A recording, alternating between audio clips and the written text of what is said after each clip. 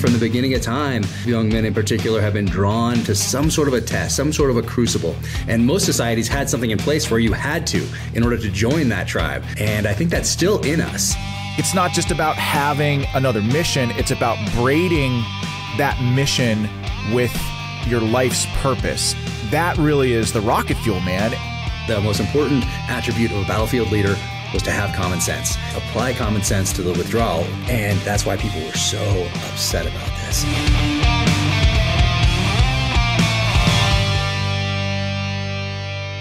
Well, Jack Carr, welcome to Battleground. Man, I got to tell you, it is so great to see you. You've been kicking ass and taking names, and it's been an honor to watch, man. Man, well, I'm exhausted, but I've been watching you too, and that's what I love about doing these podcasts is that we get to sit down. We turned off emails, so that's not beeping. Turned off phones, so that's not buzzing, and we get to hang out and talk for a while and just catch up. And just because of all this access we have these days, we're constantly working. There's no going home from the office because the office is right here. I know.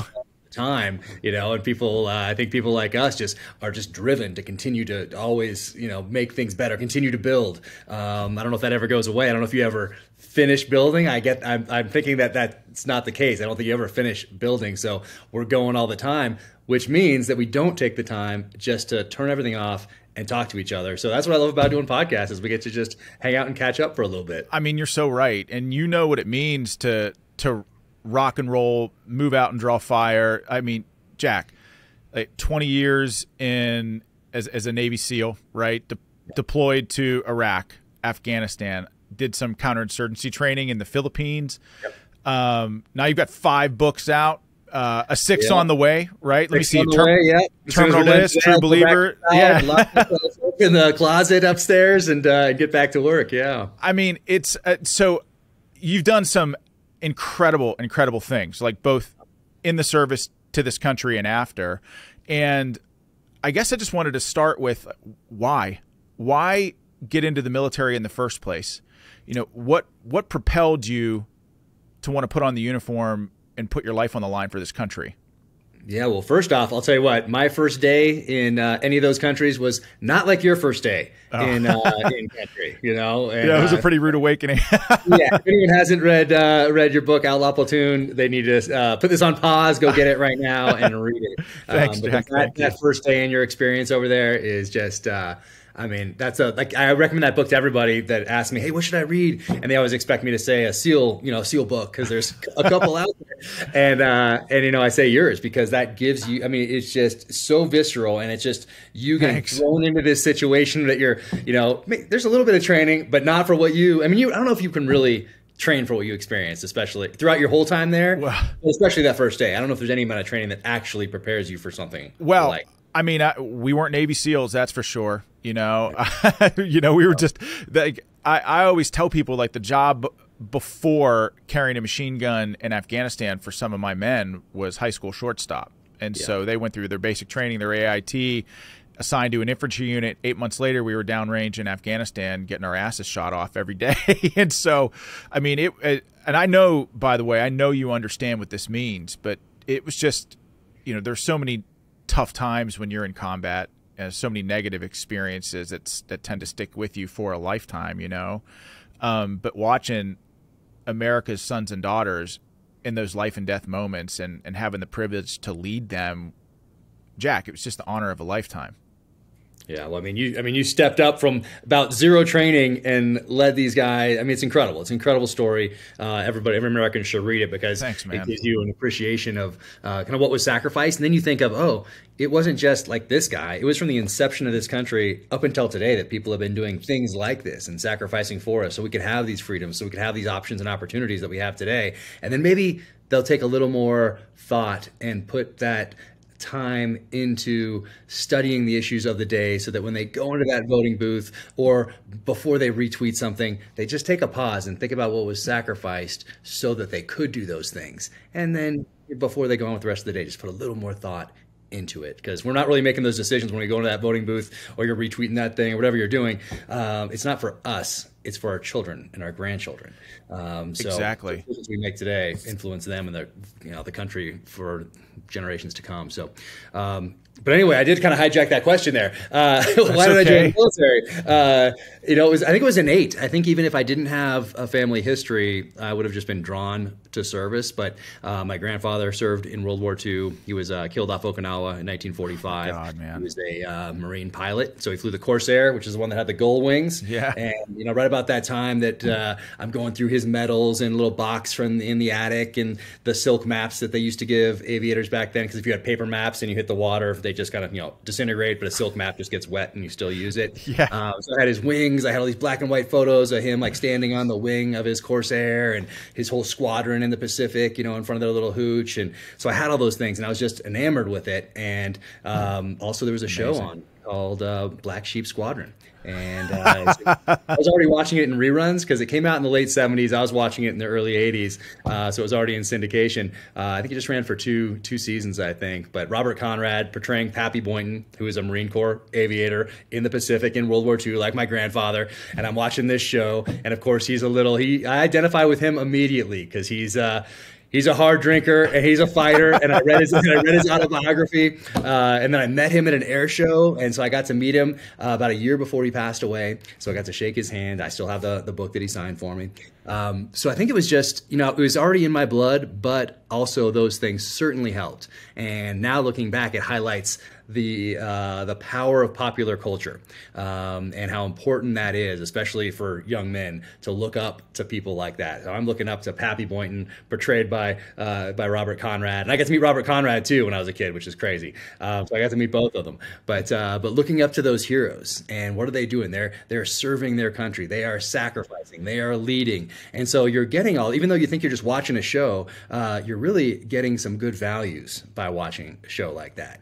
And then being naturally drawn to movies and other TV shows that had really protagonist main characters that had backgrounds that I wanted to have one day. And typically back then they served in Vietnam, or they had the special operations background. They were Marine snipers, or they were Army Special Forces, or they were Navy SEALs, and now they were like private investigators, or or whatever they were in the 80s and 90s. But they had this background of service, of sacrifice, and gaining this experience that allowed them to then do what they're doing in these shows. So this must have been, so your life now must be, you're like living the dream, man. I mean, and I know, having known you for a while, you have a deep affinity for stories, film, TV, screenplays. And I mean, anyone who follows you on social media knows that. And now having just, got to be a part of an Amazon series for The Terminal List with Chris Pratt. By the way, man, Melanie and I watched that show and we were blown away by it. It's about as good as it gets in terms of, making a book into the transition from book to film can be a tough one, but you all did a damn good job. And the attention to detail that went into the tactics, I was blown away because, like as a military guy, like I feel like people like me and you are like watching things like that, even for the slightest mistake on uniform or the way that they carry their rifle or the way that they rock their kit. I didn't see any mistakes, man. And that's a testament to you and the tactical advisors that you had on that show. But let me just, so I want to get into that show. I mean, because I loved it, but I have to ask you, so just because you sort of have an affinity for pop culture and military culture and a desire, maybe that was the catalyst for why you decided to join the military, the Navy, and then you wanted to not just join the Navy but go into the SEALs. So when you're in BUD/S, Jack, I mean, that takes a certain type of personality to make it through that. So not everybody that has like an affinity for the movies and maybe they saw Navy SEALs portrayed in a movie that they like and they want to be a Navy SEAL. Most of those dudes don't make it through. And I wonder, like, what are you thinking in those moments when you're laying with a 150-pound log on your chest in the middle of freezing cold water in the Pacific, like a sugar cookie? Like, what is the mindset that you have to have that makes it through a moment like that? Because it's sure as heck just not an interest in military film. Like, there's something in the core of who you are that drove you to complete BUD/S, and not only that, but drove you to be an exceptional SEAL sniper, and then an officer, platoon commander in the SEALs. So what's your secret, man? How'd you do it? I mean, it's well, I guess there's a little bit of just not being able to fail because you've told people since you're 7 years old that you're going to do this. You can't go wandering home after the first week, and say you didn't make it after all these years of saying this is exactly what you're going to do. So I'm sure that played in a little bit, but it's a test, and I think from the beginning of time, people, young men in particular, have been drawn to some sort of a test, some sort of a crucible. And most societies had something in place where you had to, in order to join that tribe, to become a part of that society, to be accepted by that society, you had to go through something. And I think that's still in us, even though it's not part of, let's say, your trajectory or your curriculum to become a citizen. It's still in there. It's still in that DNA. And so that's why so many people are drawn to Marine Corps boot camp in particular. That's a big one. BUDS, Q course, whatever it is, some sort of a test. And I think that's just in the DNA, because it's natural to test yourself at a certain age. And whether that's 13, 14, 15, 16, 17, 18, 19, like somewhere in there, you feel this draw. And I think most people feel it, and then a lot of people repress it, because today, you can just do whatever you want. You're accepted no matter what. Well, back in the day, you weren't accepted until you did X, Y, or Z, until you proved that you could become a part of this society, because you needed to add value to it. Because if you didn't, guess what? You were not going to continue on. Your tribe was not going to continue on. Bloodline was not going to continue on. You would be erased from the earth. So if you were not good at hunting, putting food on the table, and the fighting, guess what? You were not long for this earth. And that's still in us somewhere. So I think that was a lot of it. That's what drew me. Popular culture influenced it. My grandfather influenced it, who didn't make it home. So all this stuff was in me, and I was just looking, what is it? What is that test? And then I found out what SEALs were early on when I was 7, and it was just like, that's what I'm going to do. I'm going to test myself in this crucible. You talk about warrior cultures and the idea that I do believe, I was just talking about this last night, actually, Jack, that warriors do have a form of collective unconscious, that is passed down from one generation to the next, and the idea that all societies have to protect themselves, and all societies, train their warriors, or warriors go to fight and bleed for their respective country. And then they come home and they're propped up into the role of elder warriors. And the role of the elder warrior is to help educate political leaders on the direction of their respective nations, but also what it means to go to war should you have to make that tough decision, And the SEALs in particular, I mean, I think the U.S. military is unique in so many ways, but the SEALs have a culture that really is kind of unbelievable. And I think about the first time that we met. Do you remember that? I do, on the bus to Chris Kyle's memorial. I know, man. I mean, we sat next to each other on the bus. I know. I'm sitting there in a suit. I'd been out of the military for a few years at that point, and you were still in. You were still in your uniform. We just got sat together on the bus completely. It was completely random. And do you remember driving, down that Texas highway with the thousands upon thousands of people standing on the side of the roads, and the bridges that we would go under, with the big fire trucks and the cranes and the American flag hanging from them, and people waving like little American flags and stuff? Yeah.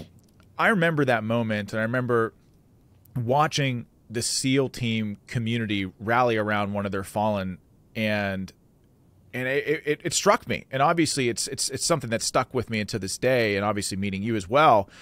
I ended up meeting Chris Kyle. Like, I didn't serve with him. I knew him when we were in uniform, but his book was published by the same publishing house as Outlaw Platoon, and his book came out in January, I think, in 2012. My book came out in February or March or something like that. I can't quite remember.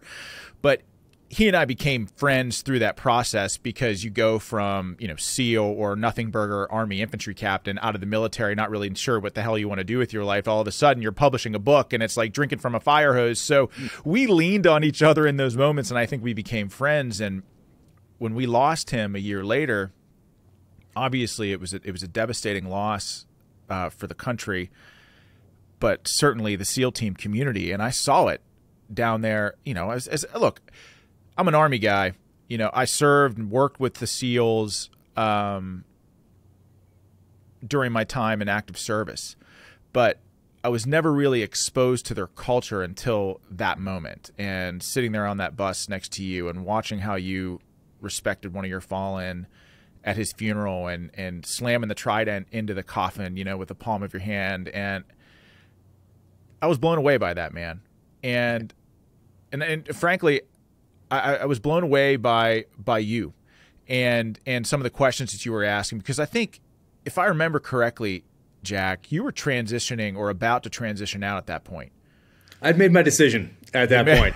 I You'd don't know if I told anybody yet, but my decision was made. I think I was at Bud's at the time. I was an operations officer. Oh, that's right. That's right. So, yeah. So my time leading guys tactically downrange had ended about a year earlier. And after that, you know, if you stay in, you know, people look to colonels and generals, and you know, you're, as an 04, that's going to be, if you're lucky, that's the last time you're going to do tactical operations, leading guys on the battlefield.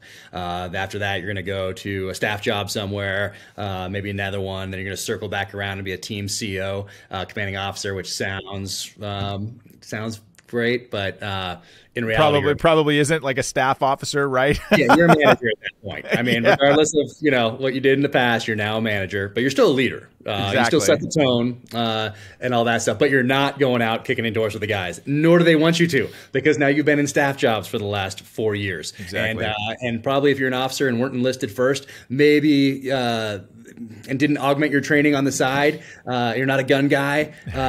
You know, they don't want you out there on the battlefield with them. You stay back in that tactical operations center, allocate assets, make sure that there's air cover overhead. You know, you manage that that tactical operations center. And that's not what I came in to do. So I was good. I was at the end of my time tactically, having been enlisted first and then an officer. Had a nice run. I got very lucky coming in when I did. September 11th happening, you know, when it did, and just got some experience because of that timing. But point being, it was time to get out. And plus, my family needed me. As you know, we have a special needs middle child.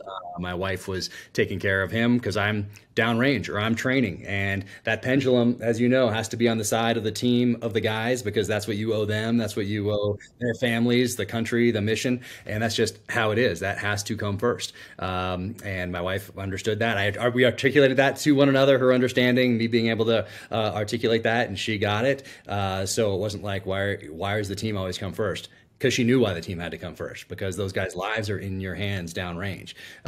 So that's just how it was. But when I got back from that deployment, look around, take a breath here, look towards the future. Okay, now it's time to get out. Still had a few years left in, but it was time to get out. So when I met you, I had made that decision. I don't know if I told anybody yet, but really as soon as I got back, and I could sense it. You know, I could sense it with, like, you know, having been in those shoes myself. I feel like from one warrior to another, we can sense when it's about time to hang the rifle over the mantle, so to speak. Yeah, exactly. But what yeah, exactly. So, like, for you, Jack, when you decided to make that transition, you know, what was that like for you? Because so many men and women in uniform, they join and they feel, you know, a deep-seated sense of service to their country, and then they join the military, and then they train they learn to train as a collective to shoot, move, and communicate together as a team. And then sometimes you go to war and, you know, you fight, bleed, and you die together as a team. And then you come home and all of a sudden, you know, you decide to get out, retire, PCS, move back home, whatever. And all of a sudden you're on your own. And so it sort of runs contrary to everything that you're trained to do and be a part of a team. So what was that transition like for you? And really, how I knew in the moments when we had those conversations that you were going to be fine, because I feel like you were laser focused on the next thing, Jack. But what was that transition like for you, and how did you identify what exactly was you wanted to do? You know, and I'm curious what that journey was like.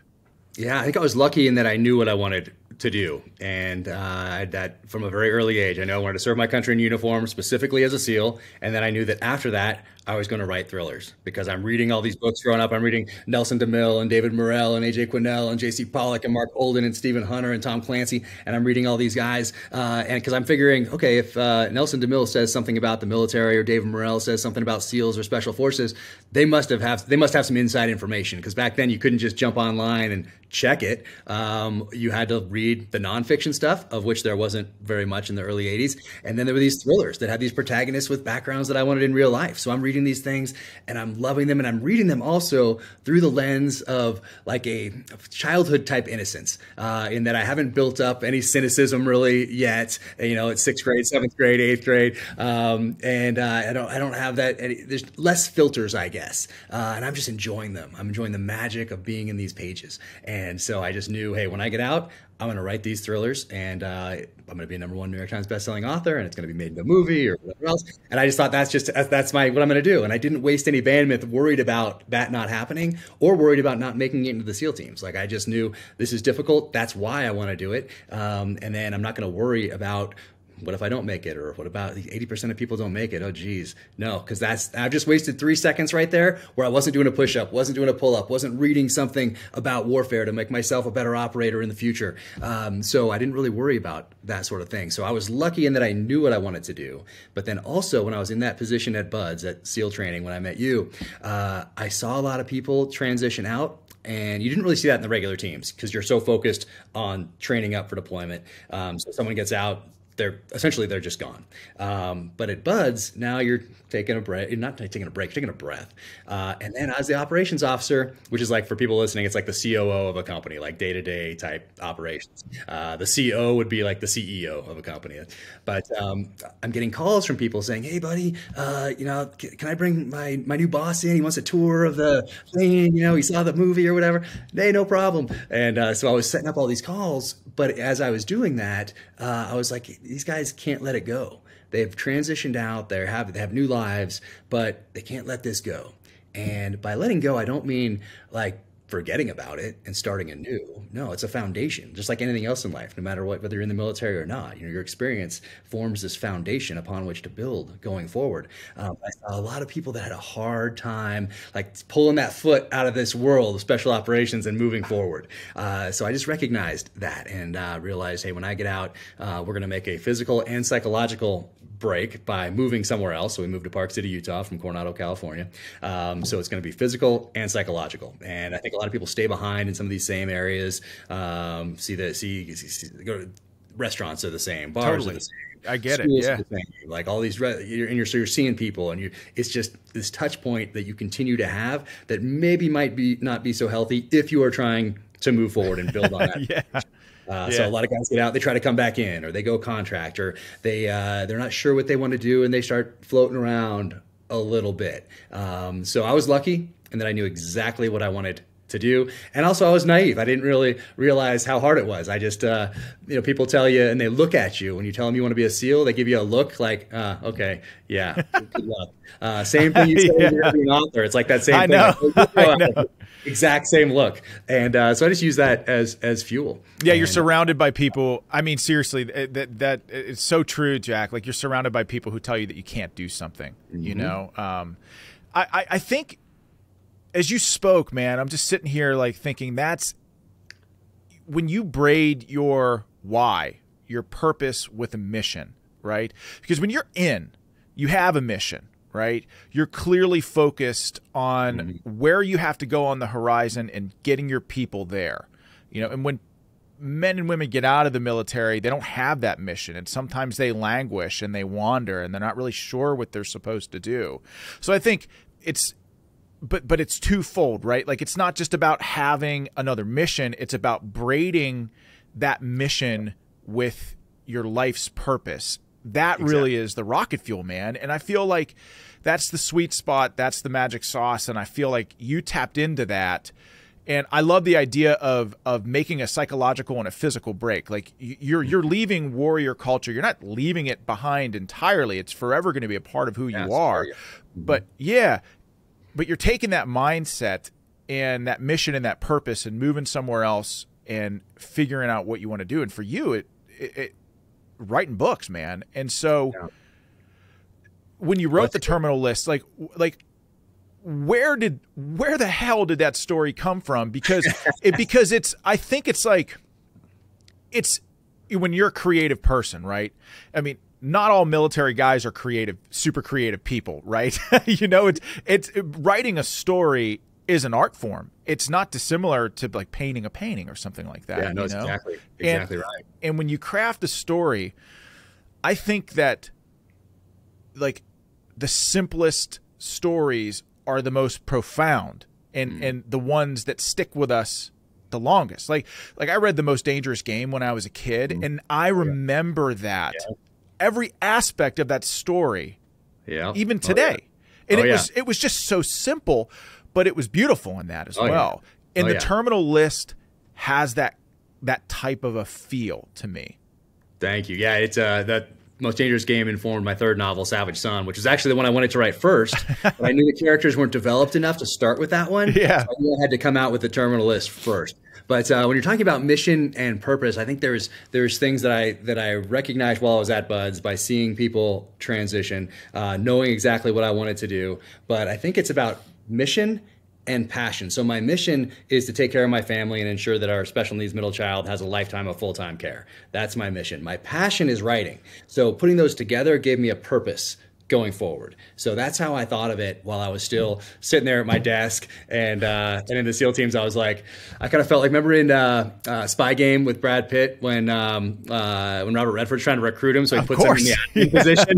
He's like, he's just like hating. So that's what I felt like. I was sitting there at the desk and I'm like, oh gosh. I'm like, I should probably stick it out for like a couple more years here because I'm close to 20 and use this time. And then I got to drop my papers. And for those who have been in the military, you know, when you drop your papers, you kind of go into another pile. Like, oh geez, okay, this guy's getting out. Okay, so now he's not on this track anymore. Now you go in this pile where your job becomes to get out of this gigantic bureaucracy. So get read out of secret programs, go to dental, go to medical, go to your little transition of whatever thing, whatever you have to like get signed off and checked off. But because it's the military, you go to these places first and stand in a long line to make your appointment, to then come back and actually get the class, go to dental, go to medical, and then come back for whatever follow-ups. So it seems like it would take like 3 days. It's kind of like jump school. You know, it's 3 days crammed into 3 weeks. Yeah. Is jump school. But same thing with getting out is kind of how I felt. So I had some time to work on what I wanted to do, and I knew exactly what that was. And so I started by writing out like 7, 8, 9, 10 different one-page executive summaries of different themes and different storylines. And I really want to start with Savage Son because of The Most Dangerous Game. Yeah. Really, it's Most Dangerous Game, it's First Blood, it's Rogue Male. I love that. I love all those are all so good. Right there. Those all informed that third story of Savage Son. So I wanted to start there, but I knew I couldn't jump in right there. So I started writing the terminal list. And so I just knew exactly what it was. But what really helped me is that from such an early age, I knew what I wanted to do. So I had built that foundation on that creative side by reading all those masters. And back then I was just reading them for fun. This magic from these pages. I love these stories, knew what I was going to do that, but I was really giving myself an early education in the art of storytelling without going back today, reading one of these classics from 1983, but now I have all these barriers in place, and I have all this cynicism built up, and I have this life experience. Yeah, you've lived a little bit. Yeah. And, I hadn't lived yet. You know, I was just like, oh, this is amazing as I'm going through these books. So I think that really helped in making that transition because I had that education, and it wasn't an education of sitting in a class. It was an education from the fans' perspective. No doubt. And now here I am now applying both the nonfiction that I've read my whole life, studying warfare, the experience in Iraq and Afghanistan, so I can bring those emotions and feelings. I don't have to go find a sniper from Ramadi in, let's say, 2005, 2006, sit down with them and then ask them, hey, what was it like to be in a hide site and then and pull the trigger or whatever. Like, okay. And then I write down those notes of those answers. And then maybe I filter those through other interviews that I've done, books that I've read, movies that I've seen, and then apply it to a fictional narrative. No, it's all coming from my heart and soul directly onto the page, what that felt like, or what it felt like to get ambushed in Baghdad. And then I can take that and apply it to an ambush that my character is in Los Angeles, California. And even though it's totally made up, the feelings and emotions are real. And it's also very therapeutic to do that, both on a personal level, and then also when you're dealing with bureaucracies, when you're looking up at these senior level officials, leaders in quotes, elected representatives, military officials, whatever it might be, who really didn't understand the nature of the conflict in which we were engaged. And they had 20 years to figure it out. We had examples from the Soviet experience from 79 to 89 in Afghanistan in particular. We didn't even have to go back to the 3 British incursions in the 1800s, early 1900s, or to Genghis Khan or to Alexander the Great. We had more recent experience, and then we had our own. And then we neglected to take those lessons and apply them going forward as wisdom. We kept reliving the same year. We kept changing our focus. Now it's a war on opium. Now it's this. Now it's that. And we spent 20 years there. And that's a tough thing to deal with, especially when we've lost friends down there. I mean, Jack, so now I get to weave that into the novels. And once again, very therapeutic. Well, the Afghan war and the withdrawal from Afghanistan is in the news today. And I have to tell you, every time I see it, it just pisses me off, man. And the idea that over a year later, after the disastrous extraction, if you even want to call it that, from Afghanistan, a year later, there are still Americans trapped there. And this is why, like, when we talk about the role of the elder warrior and the idea that people who have seen the fight up close and personal come home and educate our policymakers on what it means to go to war and what that sacrifice will look like on the opposite end, because the reality is like when the war is over to them, the war is just beginning for people like us and so many of the tens of thousands of Americans, sons and daughters, who fought in those conflicts. And that's why, to me, if our policymakers, and this isn't political, Democrat or Republican, like if we're sending America's sons and daughters into the fight, well, we have a moral obligation as a country to win with a clear-cut mission and end state. And that clearly did not happen in Afghanistan. And I remember you and I actually, when I was in the thick of the Senate run back in 2021, you and I actually texted about the Afghan withdrawal and what was going on there and how disastrous it was, because the crazy predicament that guys like you and I found ourselves in, not just me and you, guys like Jay Redmond and Tim Kennedy and Nick Palmisano, they found themselves over in Afghanistan, boots on the ground, a week after the suicide bomber attack in Afghanistan, trying to evac our allies. And I remember thinking to myself, well, how the hell does that fall to private citizens? Like, if that's not an indictment on big government, I don't know what is. I don't know what is. And I remember in those moments, like, I actually wrote to Jen Psaki, who was then the White House press secretary, and to her credit, she wrote me back about passing, the information of people who were my interpreters in Afghanistan, who, of course, when Afghanistan collapsed in on itself like a dying star, they all wrote to me immediately, like, please help. And I just, you ask yourself, Jack, I know I have, like, what the hell was it all for?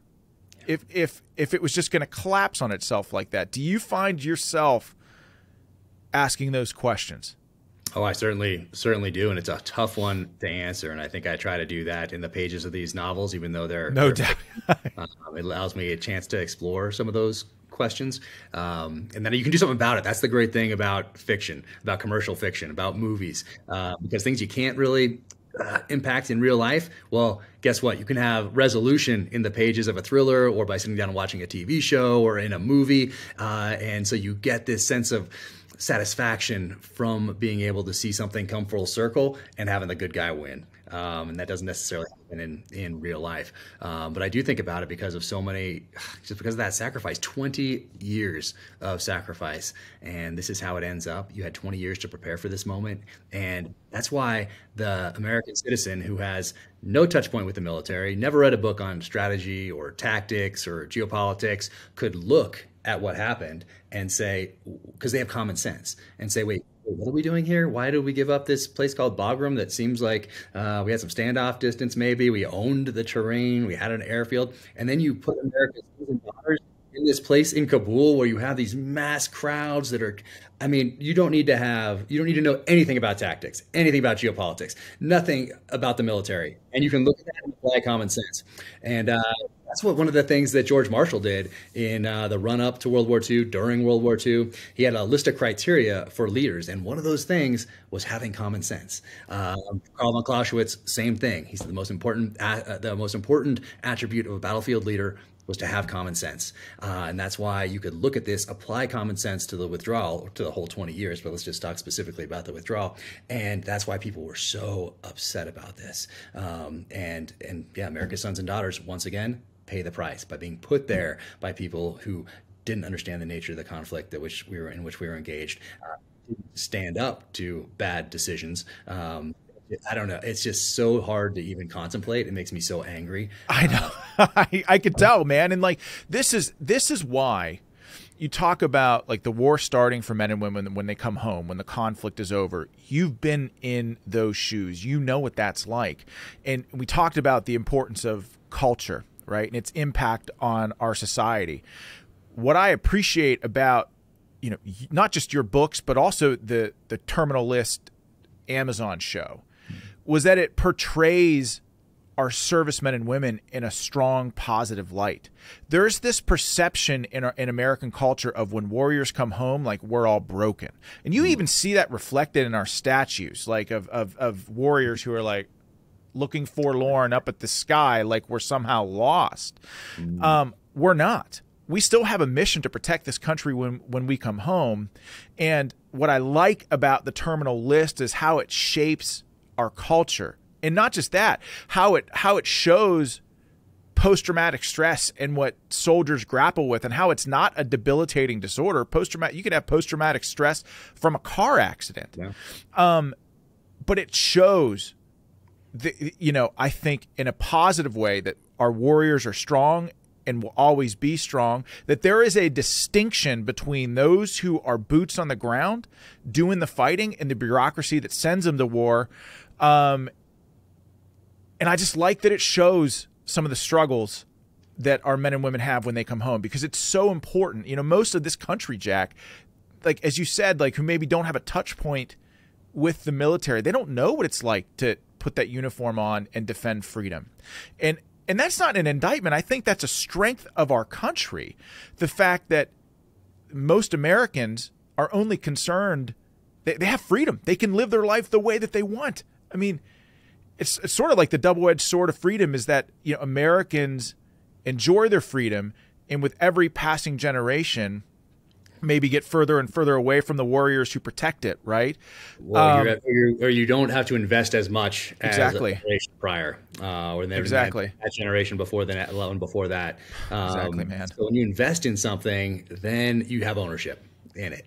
And I think that's why Israel's so strong, because there is that national service. Exactly. They've invested. They don't have a choice. You're investing in this thing. And if we had to invest in this country right now, I think that's why we're headed. Well, I try to remain hopeful, especially publicly. Of course. I think it's because of the direction that we're headed right now is because most people have not had to invest in this. It's been a take. It's been a take from government, take from society. It's been benefiting from the sacrifice of generations past so that you can have these choices, but you haven't had to invest in it yet, unless you join the military or you do something else like that where you're investing in this thing called America. So I think there is huge benefits toward that investment, whether it's serving the military or something else. But that investment piece, I think that's an important part of being a citizen, is investing, because you got to make it better. You need that value to the society instead of just take. And now I think there's a large portion that don't recognize that. And if you studied your history, that's why if you didn't serve in the military or do something else, studying your history is so important, because then that gives you an appreciation for what you have today. And I think it helps build resiliency also, because you're reading about these things. Oh my gosh, look what these people had to do back then. I don't have to do that today. Wow, that's incredible. I'm grateful that they did that. So, but without that reading, without that study, without that understanding of history, you're just going from one thing to another. And now this that you're competing with, which is just 15 seconds here, 15 seconds here, a phone. There's so many distractions that keep you from opening a book, studying that history, being able to apply it to the situations and the issues of today. So we're in a tough position as a society. I think you're right, man. I mean, if you walked into a neighborhood at the height of World War II, you'd be hard pressed to meet somebody who's not affected by the fight, who did not have somebody, a family that did not have somebody directly involved, whether it's someone downrange doing the fighting deployed or someone at home working to support the mission. And I feel like with every passing generation, a smaller percentage of Americans have volunteered to serve this country. To now, it's like something like 0.4% of the country is served during the longest period of war in our nation's history, Jack. And I think that's why it's, books like yours, shows like The Terminal List are so important. And you want to talk about an investment in our country. Chris Pratt, man, and how he invested into the role of James Reece, man. Like you could tell he was. How committed was he? Because my read was like he was in it. He was in it. He believed in it. He was a true believer. He was a savage son in the role itself. Yeah, he crushed it. I mean, I think he did great, man. Yeah, I mean, he has his best friend is Jared Shaw, who gave Chris the book before it even hit shelves. So he has this touch point with the military. When he did Zero Dark 30, he came down to Buds, ran the obstacle course, Awesome. met the guys, and all his family history in the military. So he was all in to this role, all into this project. And I didn't realize how, when we were working on the scripts, how much was going to be on his shoulders. Because I didn't have, this is my first experience. Yeah, I get it. Yeah. Now that I see how much he had to do, I'm like, oh, and he never complained, not once. And it was very physical, but it's not just the physical side. It's showing up every day and setting the tone for the whole rest of for 350 people on set every day. And so he always, and he's a wonderful person, so he's just himself. But there's a lot asked of him, personally and professionally. On these I was watching you stalk him, and I'm like, oh my God, is that Jack in that episode? Look at him moving with I had to tell him that there would be if this was real life, things would go down a little differently here. But no, it's and so you just got fun. capped. You got capped in the car. I know. Like he throws the car in reverse, and maybe the operator. Maybe I was just knocked out or something. Come back.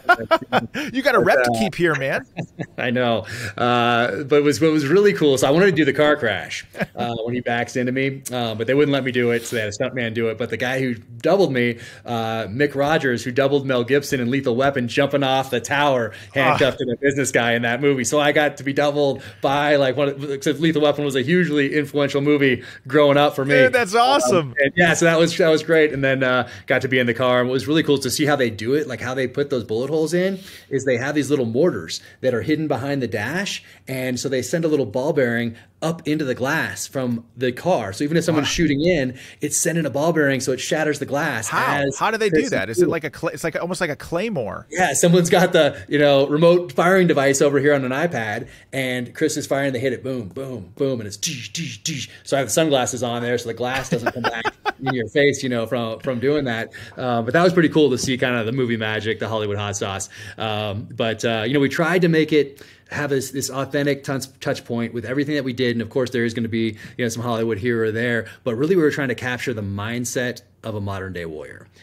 So that all came back to that authentic touch, so that you could sit down, and if you are watching it with your experience, you could sit there on the couch, have a beer, and you're watching this thing and say, oh man, these guys put in the work. Even if there's things here and there that might not be, man, that was clear. At least they put in the work, and they tried to get it as authentic and as real as possible. And the actors put in the work, and Taylor Kitsch is rocking that shotgun, and he's trying to get it right. He's putting in all this time, energy, and effort trying to figure this thing out, and working with another SEAL buddy of mine, Raymond Doza, who does Hollywood technical advising now. But these guys, they put in the effort, and they put in the work. And it had everything, Jack. Like the Terminal List had everything. Had the beach assault where in Syria, right, when they're in like the sewers, like the way that it, like what I'm looking for is like, how's the team moving?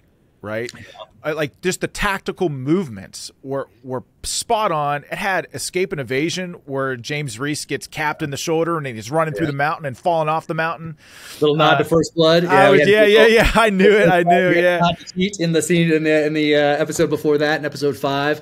But in that first one, you got a bunch of SEAL friends to come in and actually play SEALs. It was awesome. In the show. So you didn't have to teach the movement. They were moving as a team through there because they've done it before. So it was clear. And then you even had military operations. You had military operations on urban terrain. Like it had a little bit of everything. And I think in addition to all of that, it had a story. And when I talked about stories that are elegant and simple, it's like you always knew exactly what James Reece was doing at any given moment. He had a list.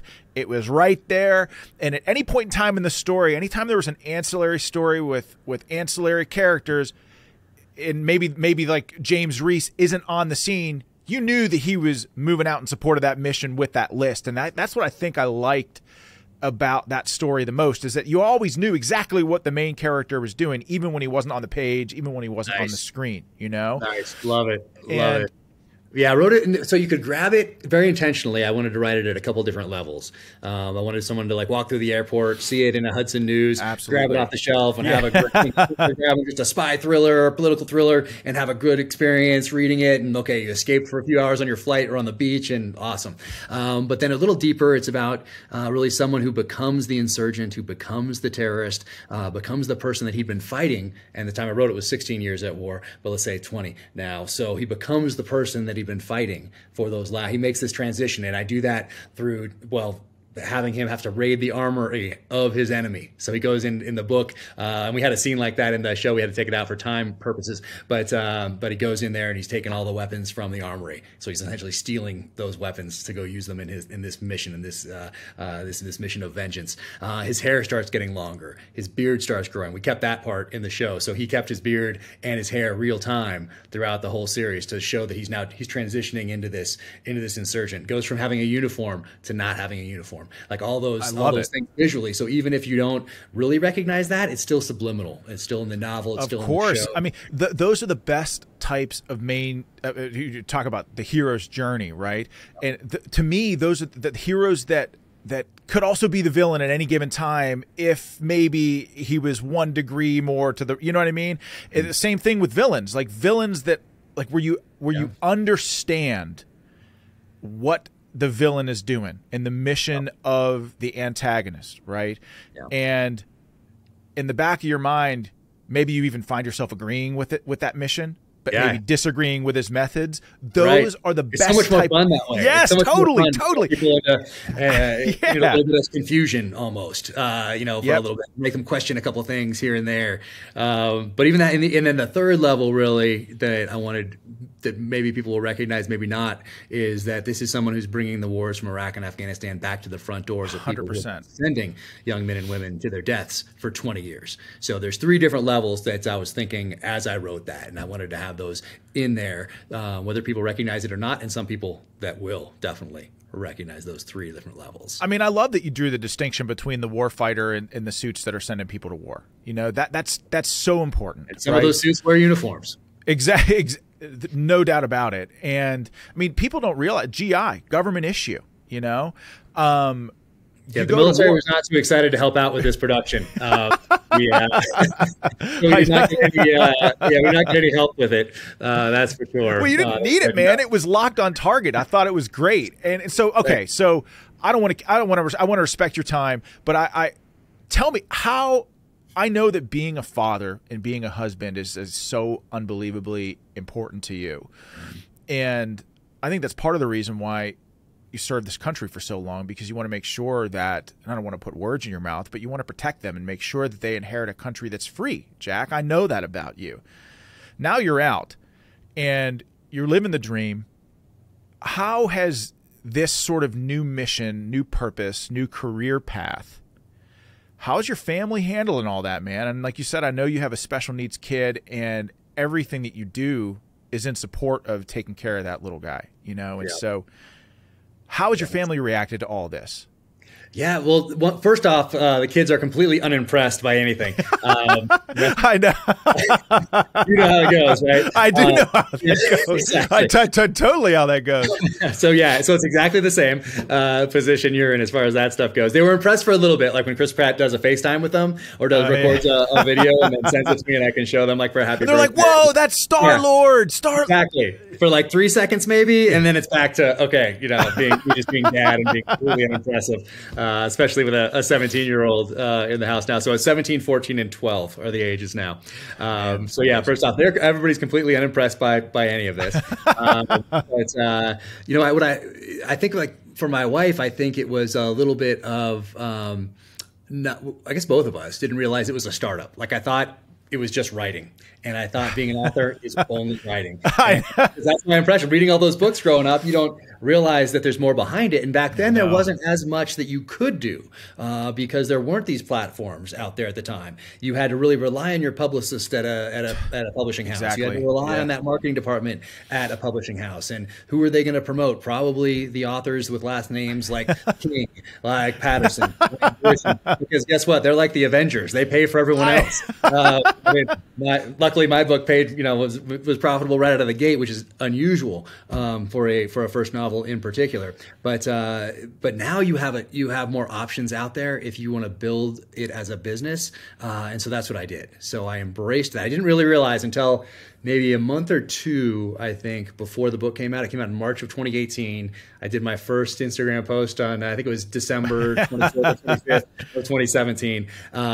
But as I crept up on that, I realized that, hey, this is now a business. It's a startup in particular.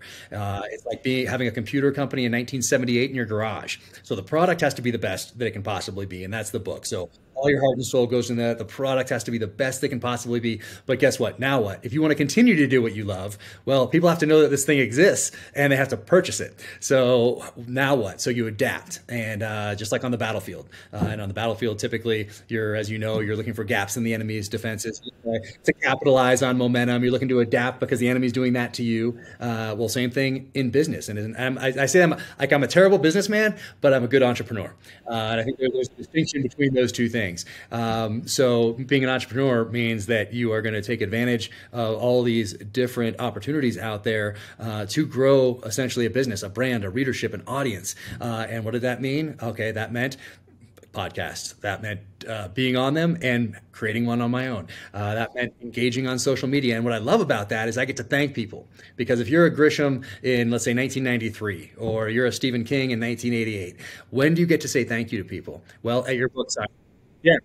Yeah, when you're on Good Morning America, and you can say at the end of the interview real quick, oh, thank you to everybody, really appreciate it. Or you do a book signing, and I think for those guys, the book signings got too big, but for a while they could shake hands and say thank you to individual people, but that was it. A week-long book tour, a 2-week-long book tour, that's it. Well, guess what? Now I get to thank people that engage with me on social media that say that, hey, I just got this book for my mom or for my cousin who's going in the Marine Corps tomorrow or whatever else, and I can say, hey, thank you so much, best to them. And so I love that I get to engage like that. But that's something that an author didn't have to do in the 80s and 90s because you didn't have to. So that takes away. So that's a long way of saying that what we thought was just going to be writing and sending a book to New York every year is very quickly we realized that we're building a business at the same time.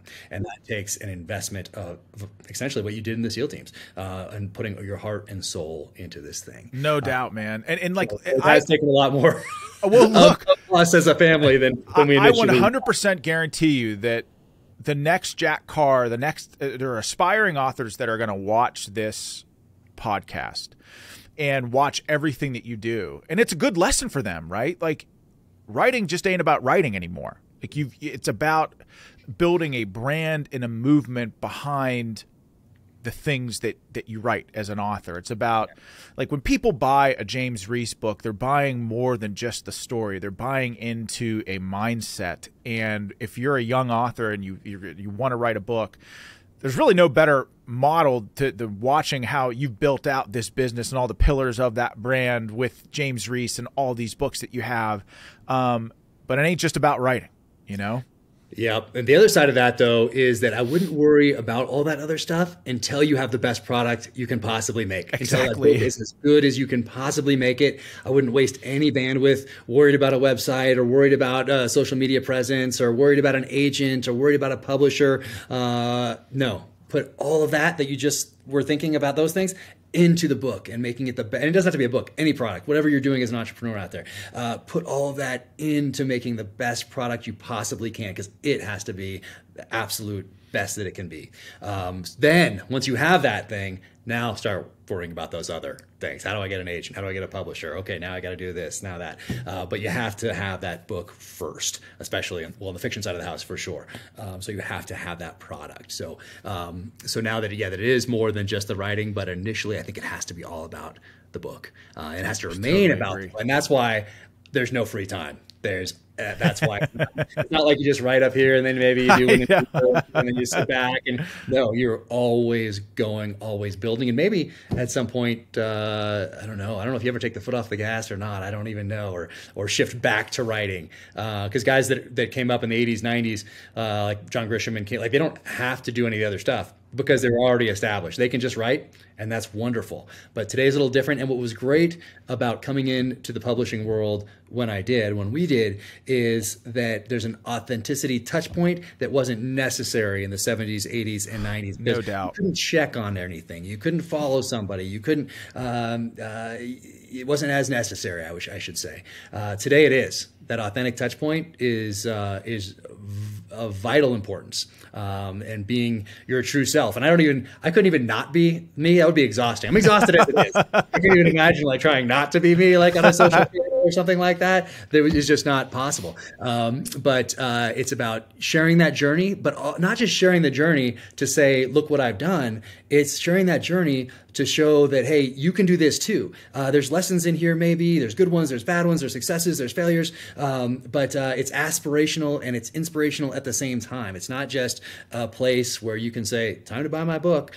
No, you're sharing the journey so that you can inspire that next generation, pass on these lessons, have a touch point to say thank you, have this sense of gratitude, which I wake up with every single day, because without readers and listeners now on the audio side of the house, then I wouldn't be able to do what I love, which is right.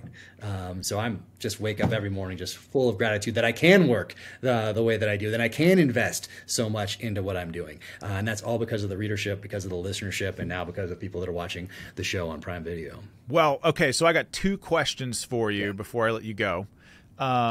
So Only the Dead, next book, right? When's it coming out? So spring, we don't have an exact date yet, but spring of 2023. So it's getting close to being done. Yeah, that's exciting. I know you're in the thick of writing it, and I know that your readers are excited for it. And so if you're watching this podcast or this show or listening to it, go out and grab the Terminal List and dive into James Reece, man, because it is a wild freaking ride, and you will not be disappointed. Okay, second question. They're going to be a season 2. We shall see. We shall see. That's going to answer that. Hopefully, we'll have some news soon. But no matter how close you get to anything in Hollywood, and it can always come just crashing down. So I know it's so hard to get the ball across the goal line appropriately. So even if you're right there, until you're actually filming, and even maybe when you're actually filming, you're still hey, this thing could go south in a heartbeat here. So it's important to manage your expectations and realize just because you had a phone call. So these days I have a lot of phone calls with directors and producers for other projects and things like that, which is wonderful because I love the creative process. I'm learning so much. I learned so much about screenwriting. Yeah, same. I love it. Into this process early on, and so I got to see from inception, from essentially selling the book to Chris, and then what happens after that, and then how you get a director attached and a showrunner attached, and then luckily those guys wanted me involved. So Antoine Fuqua, incredible human being, Chris Pratt, the showrunner David DiGilio. It was the four of us from the very beginning putting this pilot episode together. And really, when I say putting it together, me just learning about this, advising a little bit here and there, but really just a sponge, just learning. And then through the whole process, putting the writer's room together, and then having those advising on all those, and then having those scripts revert when the writer's room goes off to their next projects, and then it's back to me and to Chris and to Antoine and the showrunner again, and then us working those things, continuing to morph them, and then just like the battlefield, when you're out there on set, well, guess what? What looked great on the table in your tactical operations center when you're planning, all of a sudden you get out there, you look around, and the terrain and situation dictate that you're going to have to morph things. Or this actor that came in to play a certain character has now brought something else to the role that you didn't anticipate when you're in there in this static environment where it's climate controlled and everything is wonderful and it's all in your imagination. That person brought something to episode 1, 2, and 3, which impacted episode 7 and 8. And so now that has to shift in real time when you're on the set out there and you're scribbling away and you're making notes and you're thinking things through and saying, you know what? That didn't really play the way that we thought it would when we were back putting the script together. That's not going to work. We need to change that. So it's very much like the battlefield. Of course, the consequences of making a mistake are a lot less dire, obviously, but it's the same in that you're adapting. You're constantly adapting. You're constantly evolving. You're constantly maneuvering. And that's fun. You're constantly solving problems because really, when you're on the battlefield, as you know, you're a problem solver. You're an aggressive problem solver. Same thing on set. Same thing in the pages of the novels. As I'm typing away, I'm aggressively solving problems on that page, the same way we would on a battlefield, though, once again, obviously not as dire. No consequences, really. If you mess it up, it's just you get more bad reviews or something. So that's just how it goes. But yeah, so that point being, that process was so much fun to be involved with. I had such a great crew, and I had so many people that came up to me on set who didn't have to, that would say, hey, I've been involved in hundreds of Hollywood productions.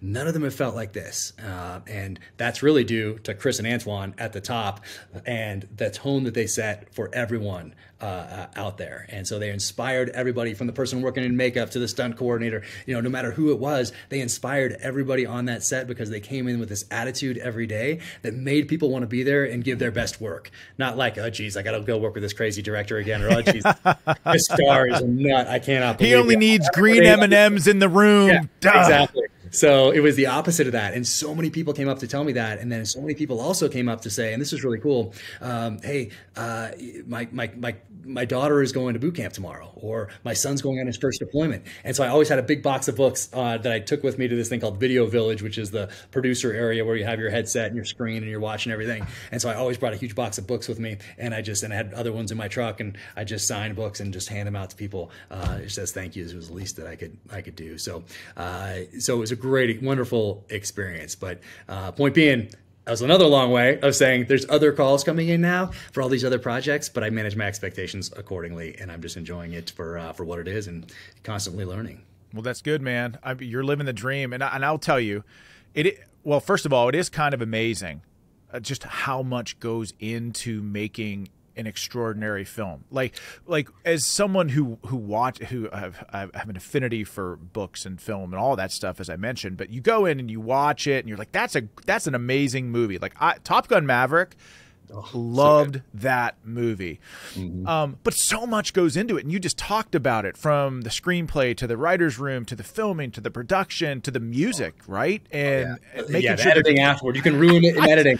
I know. Now I am so much more forgiving. I'm always forgiving. Like I'm always, when I'm watching a show and I see something, unless it's so atrocious that I just can't ignore it and I get fixated on it. And I try, at least I give it my best effort to sit down and appreciate it for what it is, and gloss over, fingers on the trigger, covering your butt, whatever it might be. But now I see how easy it is, even with the best in the business there every single day. I see how easy it is to make a mistake, and because there's so many people doing different things. And even when you see like a still photo from set, and it's like someone, they're pointing a gun at their leg and it's some star, and they're like, oh geez, look at this. And it's like, well, that was that was a still, and it wasn't from the show, but it made it out there in the promotional stuff or whatever it is. And it's someone that didn't know, and it's the angle, and they didn't know just to get rid of that one because it looked like this. But it was, anyway, like the scope covers are on. Well, it was just like they were on because they were just before the scene. But that makes it as a still because it's a different group that's putting together the promotions. So it's like so much that can go wrong at every different stage of this. So now I'm like, anytime I see anything, I appreciate the work that went into it, even more so than I did before. And I'm even more forgiving because I see how easy it is for something to slip through. So that was definitely a major takeaway from being on set. Well, I am not going to lie to you, man. You are not an overtly political guy, and I'm not going to put you in that position. I am. And Thank goodness, by the way. Oh yeah, I guess so. I mean, I have such thin skin. People think of SEALs, it's thick skin and all this.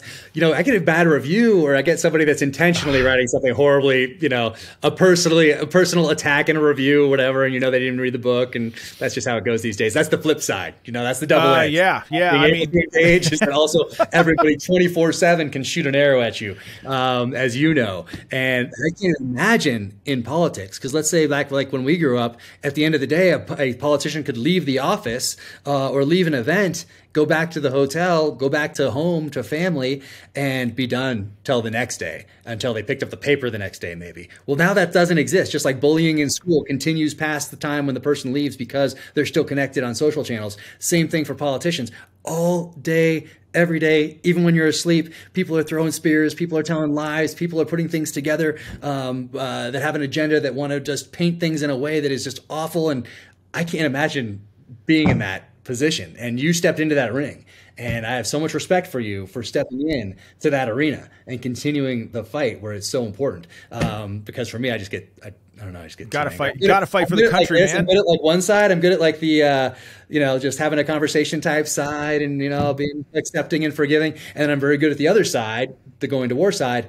But it's the middle side, like where there's no consequences for what you say or what you do or how impolite you are, and there's no consequences in there for those people. And that sounds like a horrible place to be, and an arena that I would not want to step into, just because I know that I would not deal with it well. It's brutal. You're right, and that's why I would say when the terminal list came out, and I watched a lot of like progressives like freak out about it. It just made me want to watch it even more. Yeah, I think the bad reviews, just like the bad reviews on Amazon for my novels, help sell the book, because someone reads that review and is like, too violent or too much gear. And someone's like, oh, I love gear. I love the weapon stuff. I'm going to get that book. So the bad reviews actually help sell the book. And same thing, I think, with the show. You have the Daily Beast out there. I forget what the headline was, but it was pretty cis white male revenge porn, the terminal list. And I'm like, I'm watching that. So it's something like that. And, obviously they have an agenda and they don't like the star of the show, or they, looked at my Instagram and saw that I had a gun thing on there. Yeah, exactly. Yeah. And so they don't, so instantly, whatever it is, they hate it already. They already hate the books. They hate the show. Doesn't matter. And that's just how it goes today. But yeah, that was fun to actually use those in a positive way to help promote the show. Why not? I love it. I mean, it made me want to watch it even more, and I know I'm not the only one. So, but Jack, thank you for your time. Thanks for coming on Battleground. It means a lot to me. And if you're watching, go buy Jack's books. Go watch The Terminal List. Go follow him on Twitter and Instagram and Facebook. Jack's built an incredible brand around James Reece and the books that he's writing. He's an avid outdoorsman, and it's just awesome to watch your journey, man. Thank you for the time, man, and God bless you. Oh, thank you so much. But first, go out and get Outlaw Platoon. Read that one first. That's the real deal. And hopefully I'll see you again soon. But thank you so much for all your support from the very beginning. Thank you for your friendship. Sincerely appreciate that. And thank you for continuing to fight, even out of uniform. It's without people like you doing that, this country would be heading south in a faster than we already are. So, so thanks for jumping in the fight. Yeah, you got it, man. And we'll see you soon. Take care. All right, later.